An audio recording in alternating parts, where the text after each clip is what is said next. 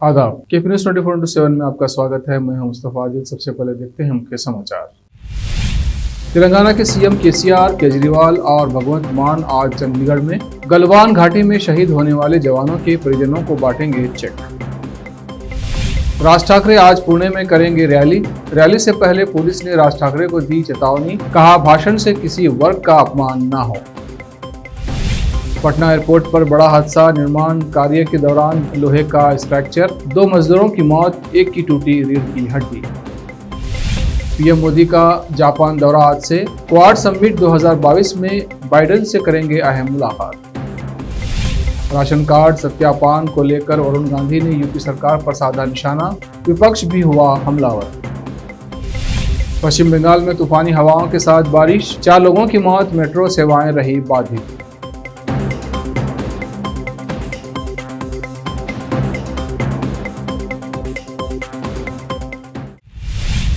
अब समाचार विस्तार से। आज चंडीगढ़ में 3 मुख्यमंत्री होंगे। इनमें तेलंगाना के मुख्यमंत्री के चंद्रशेखर राव, दिल्ली के मुख्यमंत्री अरविंद केजरीवाल और पंजाब के मुख्यमंत्री श्री भगवंत मान शामिल हैं। बताया जा रहा है कि तेलंगाना के मुख्यमंत्री उन किसानों के परिवारों से मिलेंगे जिनके घर के सदस्य कृषि कानूनों के खिलाफ आंदोलन के दौरान अपनी जान गंवाई। इस दौरान हर शोक संतप्त परिवार को 3 लाख रुपए का चेक वितरित करेंगे। वहीं पंजाब के मुख्यमंत्री भगवंत मान गलवान घाटी में शहीद होने वाले सैन्य कर्मियों के परिवारों से रूबरू होंगे। इस दौरान शोकाकुल परिवारों को आर्थिक मदद के तौर पर चेक प्रदान करेंगे। बताया जा रहा है कि हर परिवार को सीएम 10 लाख रुपए का चेक देंगे। इस दौरान दिल्ली के मुख्यमंत्री अरविंद केजरीवाल भी मौजूद रहेंगे।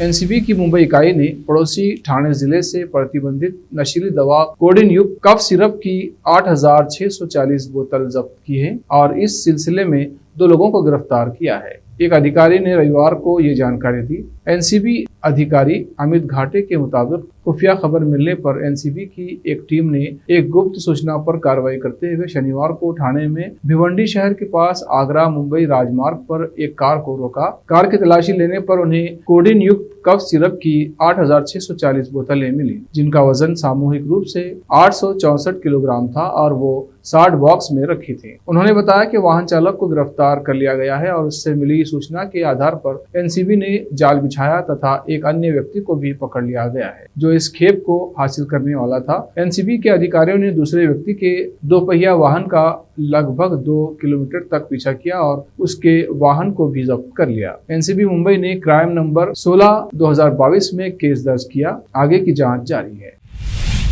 महाराष्ट्र नवनिर्माण सेना प्रमुख राज ठाकरे आज पुणे में एक रैली करेंगे। राज ठाकरे की रैली से पहले पुलिस ने कई आदेश जारी किए हैं।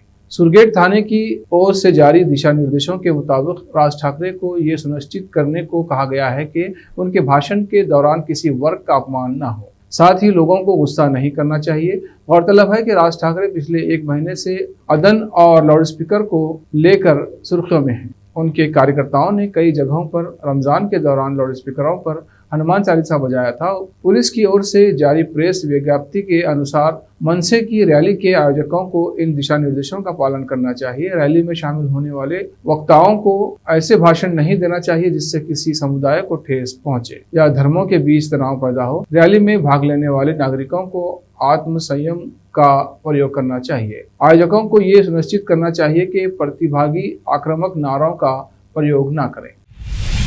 बिहार की राजधानी पटना में स्थित एयरपोर्ट पर एक बड़ा हादसा हो गया है। इस हादसे में 2 लोगों की मौत हो गई है जबकि एक की रीढ़ की हड्डी टूट गई है। इसे इलाज के लिए अस्पताल में भर्ती कराया गया है। मिली जानकारी के अनुसार पटना स्थित जयप्रकाश नारायण इंटरनेशनल एयरपोर्ट पर निर्माणाधीन टर्मिनल बिल्डिंग के एलिवेटेड रोड के एक हिस्से के निर्माण कार्य के दौरान लोहे का एक बड़ा स्ट्रक्चर गिर गया। इसके नीचे दबने से 2 मजदूरों की मौके पर ही दर्दनाक मौत हो गई। बताया जा रहा है कि लोहे का स्ट्रक्चर जब गिरा तो उसकी चपेट में आकर कई मजदूर घायल हो गए, जिसमें से 2 की मौत हो गई। घटना उस समय हुई जब एयरपोर्ट के मौजूदा निकास द्वार के बगल में बन रहे एलिवेटेड रोड पर काफी ऊंचाई पर बीम बांधने का काम किया जा रहा था। इसी दौरान पिलर के ऊपर बीम बनाने के लिए बंधा हुआ सरिया सेंटरिंग के अचानक झुक गया और नीचे काम कर रहे मजदूरों के ऊपर असंतुलित होकर गिर गया।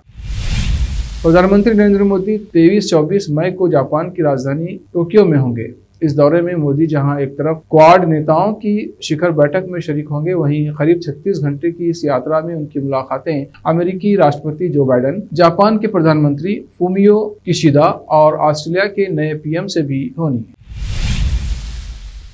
विपक्षी दल समाजवादी पार्टी, कांग्रेस, राष्ट्रीय लोकदल और सत्तारूढ़ दल भाजपा के सांसद वरुण गांधी ने भी राशन कार्ड सत्यापन दिशा निर्देशों को लेकर शनिवार को उत्तर प्रदेश सरकार पर निशाना साधते हुए आरोप लगाया कि चुनाव हो जाने के बाद उसने गरीबों का परित्याग कर दिया। अखिलेश यादव के नेतृत्व वाली पार्टी सपा ने ट्वीट किया, गरीबों को राशन से वंचित करने की ये भारतीय जनता पार्टी की नई तरकीब है। उसने गरीबों के वोट लेकर सत्ता हथियाई, अब सरकार को वादे के मुताबिक उन्हें पूरा राशन देना चाहिए।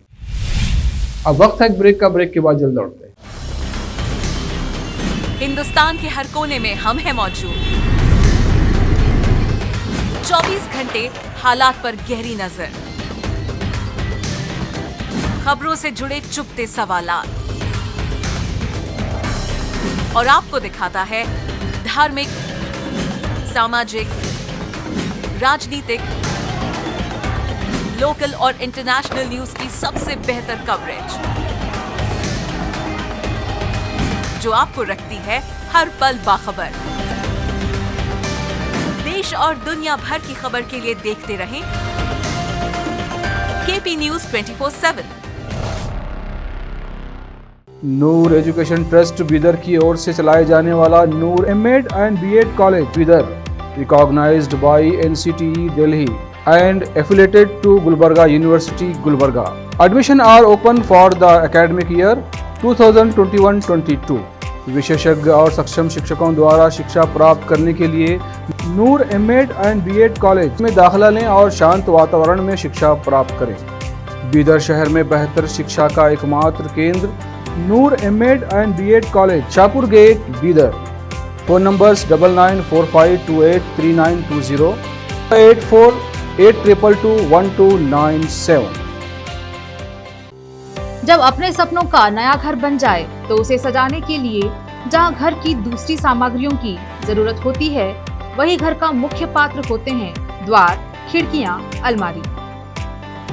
अपने सपनों के महल के लिए सुंदर बने बनाए द्वार के लिए बीदर नगर में एकमात्र दुकान है Surya plywoods and glass centre, जहां पर हर रंग, हर डिजाइन और हर प्रकार के और विभिन्न एजेंसियों के प्लाईवुड्स के दरवाजे, किचन और टॉयलेट्स में उपयोग होने वाली सामग्री और दूसरी चीजें मिलती हैं। घर बनाने में उपयोग की जाने वाली सभी चीजों को खरीदने के लिए आज ही चले आइए आपके अपने शहर बीदर का आपका अपना shop Surya plywoods and glass centre, Parvati complex, BVB college road, Bidar. अधिक जानकारी के लिए शॉप के मालिक लालजी पटेल से इस नंबर पर संपर्क करें 09844090653। रोगियों की सेवा और देखभाल करना जहां बड़े सम्मान की बात है, वहीं ये एक सम्माननीय पेशा भी है। इस पेशे को अपनाने वालों को नर्स कहा जाता है और इसका प्रशिक्षण लेने को नर्सिंग कहते हैं। इस नर्सिंग कोर्स की शिक्षा लेने के लिए सुखद वातावरण और अच्छे प्रशिक्षण केंद्र की आवश्यकता होती है।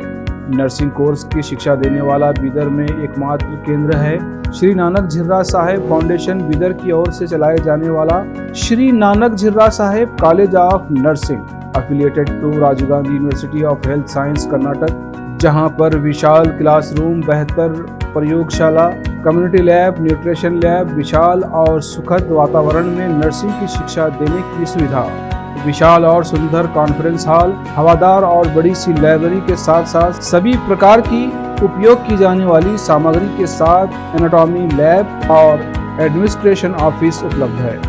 Vice chairperson Mrs Reshma Kaur की देखरेख में चलाए जाने वाला और प्रिंसिपल मिस्टर महांतेश की निगरानी में बेहतर नर्सिंग ट्रेनिंग का एकमात्र केंद्र Shri Nanak Jhirra Saheb college of nursing, near Nehru stadium, Bidar. Admission are open for the academic year 2021-22. Phone number 08483228272। अगर आप हज या उम्रा करना चाहते हैं तो आपको कहीं जाने की जरूरत नहीं है। हैदराबाद ही नहीं बल्कि तेलंगाना, आंध्र प्रदेश, कर्नाटक के हज यात्रियों की पहली पसंद खुबा टूर्स एंड ट्रैवल्स पर आइए। मिनिस्ट्री ऑफ हज एंड उम्रा सऊदी अरब और भारत से स्वीकृत हज और उम्रा के बेहतरीन पैकेजेस, पवित्र स्थानों की जियारतों के अलावा दुबई, सऊदी, ओमान के विजिट वीजा और डोमेस्टिक या इंटरनेशनल एयर टिकट्स वाजबी कीमतों पर लेने के लिए आज ही तशरीफ लाइए।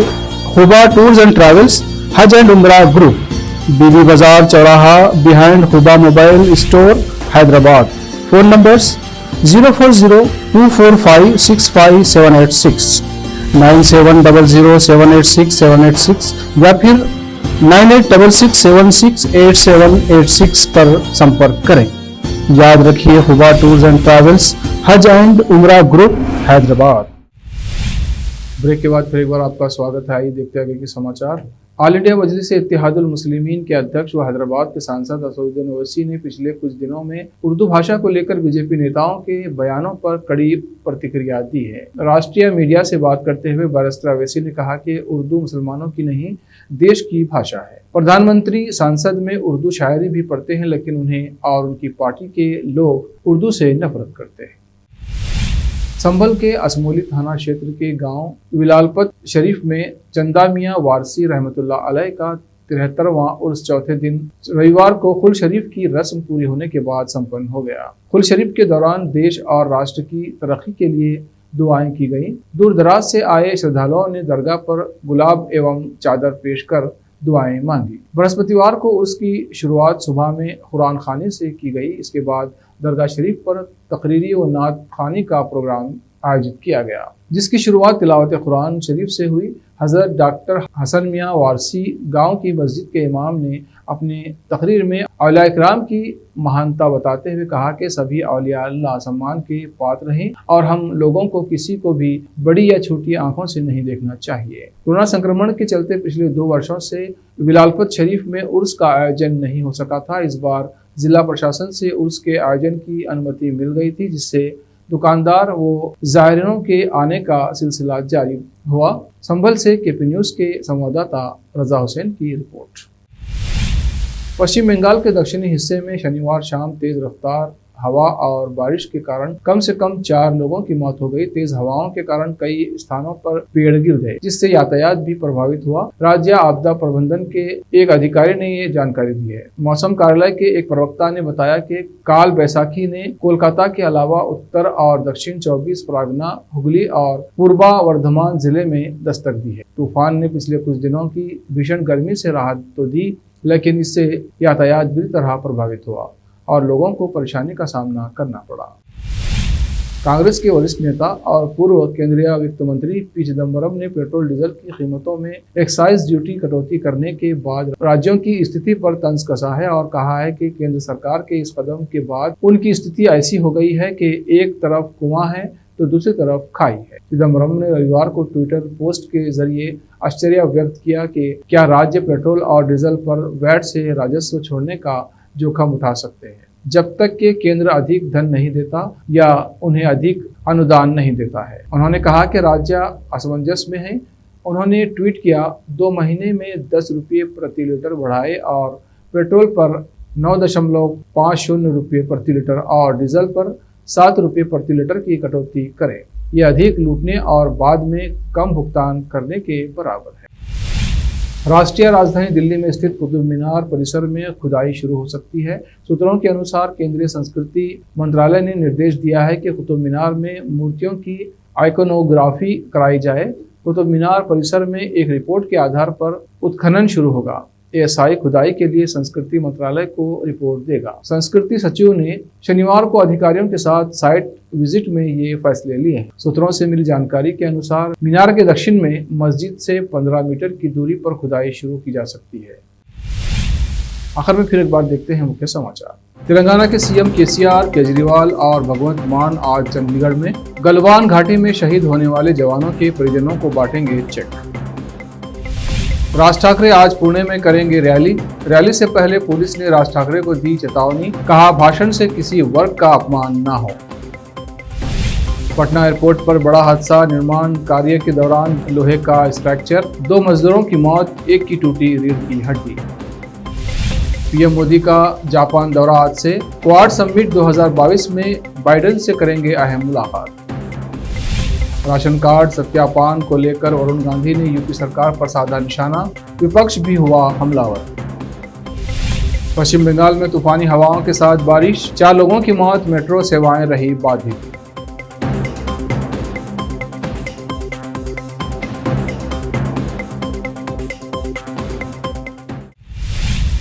केपी न्यूज में अब तक के लिए इतना ही। देश प्रदेश के समाचारों के लिए देखते रहिए केपी न्यूज 24/7। धन्यवाद।